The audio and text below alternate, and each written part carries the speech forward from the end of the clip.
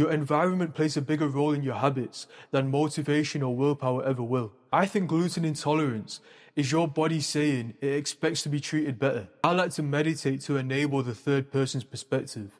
Digestive problems can be annoying. It affects your mood, energy levels, and confidence.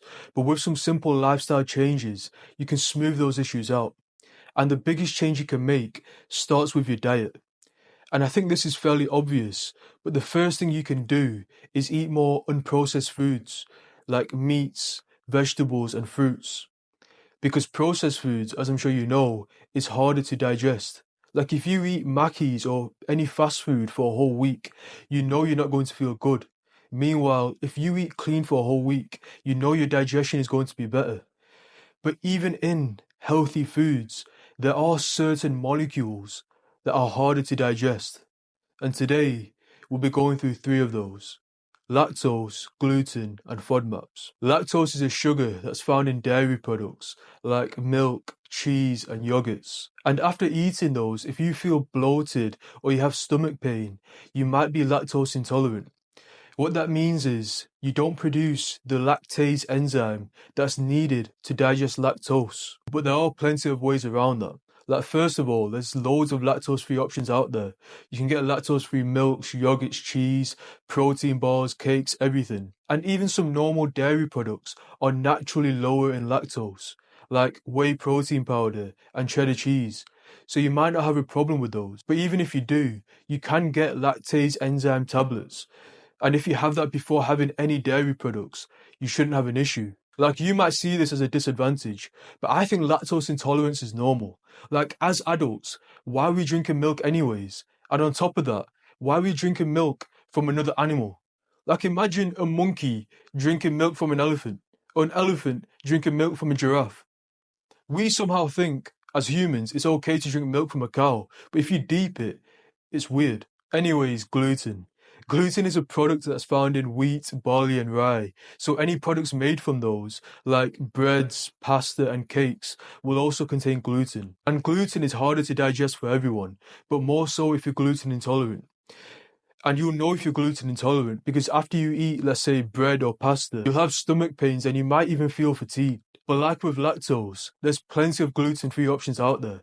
You can find gluten-free bread, pasta, cakes, biscuits, everything. But all of those things are still processed foods, so they're not going to be good for you in general, including for your digestive system. So if you're gluten intolerant like me, just use it as an excuse to avoid processed foods altogether. And in my opinion, I think gluten intolerance is your body saying it expects to be treated better. Like let's say you have a pet. If you care about your pet, you're going to get it high quality food that might even say organic in the title. But if you don't care about your pet, you're just going to get it cheap food so it can get by. And the same goes for you. If you care about yourself, you're going to feed yourself high quality foods, meats, vegetables, fruits. And if you don't care about yourself, you're just going to feed yourself foods to get by. And those foods are typically made from grains because they're cheap and high in calories, like bread or pasta. And FODMAPs. FODMAPs are carbohydrates that are harder to digest. They're harder to digest for everyone, but more so people with IBS, irritable bowel syndrome. If you have IBS, certain high FODMAP foods won't agree with you, and more foods than not are higher in FODMAPs, like onions, garlic, apples, pistachios, broccoli, etc. But not all of those will affect you. The only way to figure that out is by going on the low FODMAP diet. That means cutting out all FODMAPs completely and resetting your digestive system so you feel normal. And once you're at that point, then you can slowly reintroduce high FODMAP foods. And as you do, you can figure out which foods you don't agree with and which foods you do. And so that way, as you move forwards, you know which foods you need to avoid. So this all sounds like a lot. Cut back on gluten, cut back on lactose, and if you need to, cut back on FODMAPs. But you can think of it like being overweight. When you're overweight, going to the gym and eating healthy is a hassle. But eventually, you're going to hit a point where you're fed up and you don't have a choice but to do those things. But even if you cut back on lactose, you cut back on gluten, and you cut back on FODMAPs, if your mind isn't right, your digestion won't be either. So we see the mind and body as separate, but they're connected, especially your mental health and your digestive health. They're connected by the gut-brain axis. I won't get into what that is, but what that means is if you improve your digestive health, you'll improve your mental health. And if you improve your mental health, you'll improve your digestive health, which is what we'll be talking about. So the biggest thing outside of diet that can impact your digestive health is stress. When you're stressed, your body goes into stress mode and digestion takes a back seat. When digestion takes a back seat, you get digestive issues. And when you have digestive issues, you get more stressed, which makes your digestion even worse. And to get out of that cycle, you have to practice ways to de-stress. The first thing you can do is meditate. Now, you can meditate for a number of reasons, like to focus or to relax, but I like to meditate to enable the third person's perspective. You can do that by observing your breathing and thoughts like they're not yours. And when you do that, you detach yourself from your body and mind. So you stop caring about what's happened or what's going to happen. And from that perspective, you're a lot less stressed. The second thing you can do is exercise, because exercise releases endorphins. Endorphins are your body's natural painkillers, so they help you feel better. And the more intense the exercise, the more endorphins you release. So things like weight training and running are highly effective.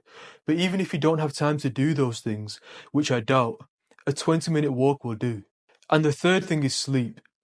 When you're stressed, your sleep gets worse. And when your sleep gets worse, you get more stressed, creating another cycle. To get out of that cycle, you have to improve the quality and quantity of your sleep.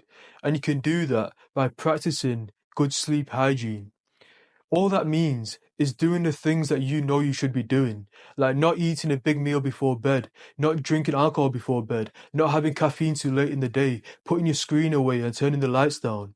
If you do those things, you'll improve your sleep, you'll get less stressed, and you'll also improve your digestion. So, the mind and body are connected, especially your mental health and digestive health. If you improve your mental health, you'll improve your digestive health, and you can do that by meditating, exercising, and sleeping better. So we've covered a lot of things you can do to improve your digestive health, from gluten, lactose, FODMAPs, exercising, meditating, and sleeping better. But implementing those things, as we know, is a struggle because habit change is difficult. But you can make habit change easier. Habits are automatic. They're things you do without thinking. That's why they're so hard to change. And that's where journaling can help. At the end of each day, if you write down your routine, focusing on the habits that you want to change, you'll increase your awareness of your habits. You'll be more conscious of what you're doing. And if you're more conscious of what you're doing, you have more control, and that makes it easier to change. Like, let's say you want to cut back on lactose, but you keep forgetting and you pour normal milk in your porridge in the morning. At the end of the day, write that down. Then the next day, when you're about to do that, when you're about to pour your milk into your porridge, you'll be more aware of what you're doing, so you can stop yourself in the process. Or let's say you want to meditate more, but you keep forgetting. At the end of the day, just write that down. Write down the fact that you forgot to meditate at whatever time you set. Then the next day, when that time comes, you'll be more likely to remember. Right, so let's move on to the second thing that you can do to make habit change easier. Your mind loves patterns.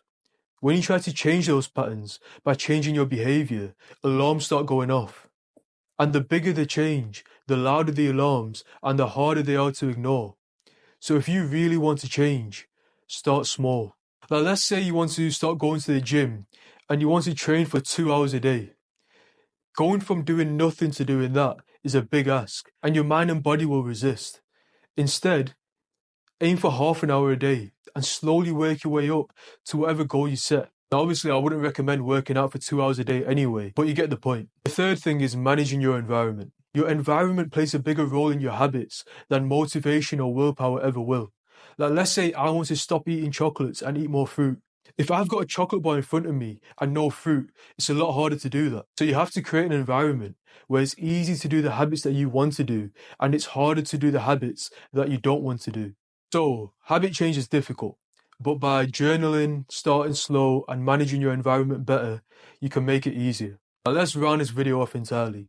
So, to improve your digestion, you should eat more unprocessed foods and less processed foods. You should cut back on lactose, cut back on gluten, and cut back on FODMAPs. But even if you implement all those changes, if your mind isn't right, if you're still stressed, you're going to have digestive issues. And you can improve that by de-stressing through doing things like meditating, exercising, and sleeping better. But doing those things like making changes to your diet, exercising more, sleeping better, and meditating is a challenge in itself, because habit change is difficult. But you can make habit change easier by journaling, starting slow, and managing your environment better.